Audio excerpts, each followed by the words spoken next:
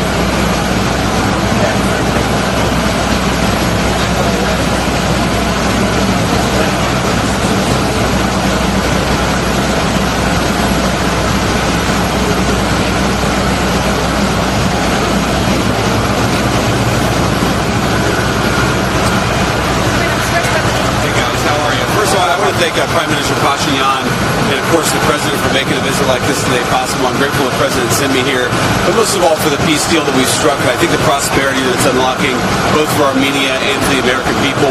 We're excited to go on to Azerbaijan from here. Obviously, the President, part of striking peace is actually the first step, but part of the keeping the peace is what we're doing today, which is building upon it, making sure that we have the economic interdependence between Armenia and Azerbaijan that's necessary to make the peace deal stick. But look, I will say, after having been on the ground for 24 hours, a very productive day, I feel very good about where we are. I think the President struck a great peace deal, and I think the administration is really making it stick. So glad to be here and on to Azerbaijan. I'll take a few questions. So why did you feel it was important to visit the Armenian genocide memorial today? Does that mean that you're going to more on the Armenian genocide and all the lives that were lost? Well, we're going to visit some important sites to Azerbaijan tomorrow, and when we talked to the Armenians, they said this is a very important site for us. And obviously, I'm the first vice president to ever visit Armenia. They asked us to visit the site. Obviously, it's a very terrible thing that happened a little over 100 years ago, and something that is just very, very important to them culturally. So I thought out of a sign of respect both for the victims, but also for the Armenian government that's been a very important partner for us in the region, to Prime Minister Pashinyan, I wanted to go and pay a visit and pay my respects. Mr. President, can you talk to us about the Greenland talks, what the U.S. will be getting that it doesn't already have so far in the framework you guys are working on? Well, look, it's very early in the Greenland talks. I know that we've been working quite a bit on this over the last few weeks, but it's just very simple. Greenland is very important to the national security of the United States of America. I do think that some of our allies have underinvested in Arctic security, and if we're going to invest in Arctic security, if we're going to basically pay a lot of money and be on the hook for protecting this massive landmass, I think it's only reasonable for the United States to get some benefit out of that, and that's going to be the focus of the negotiations here over the next few months. Senator, will you be attending the Board of Peace meeting next week? Can you confirm that that's taking place? And are there any specific commitments you're looking for the leaders that will be attending? I know I'll be there. I mean, the schedule is always a little bit crazy, so I don't know what I'm doing the day after tomorrow, but I'm sure that we'll be there. Obviously, the president's very excited to host a whole host of leaders from across the world, and I do think this Board of Peace is really going to be a new archetype for how to create and maintain peace in the 21st century. As important as the United Nations is, as the President of the United States has said, the United Nations very often, I think, has it hasn't lived up to its full potential. I think what he's trying to do with this Board of Peace is obviously create sustainable peace in Gaza in the Middle East, but I do think it can create the kind of infrastructure that could lead to a lot of durable peace deals over the years to come. So the critics are saying... Are you going to touch upon the issue of releasing the Armenian prisoners held in Baku during your meetings there? You asked, are we going to talk about the Armenian prisoners? That's certainly going to come up. I mean, look, we've had a very good relationship with both the Prime Minister here, but also President Aliyev in Azerbaijan. I heard the Prime Minister say this yesterday, actually, that he's optimistic about the peace deal based on where we are compared to where we were just a few months ago.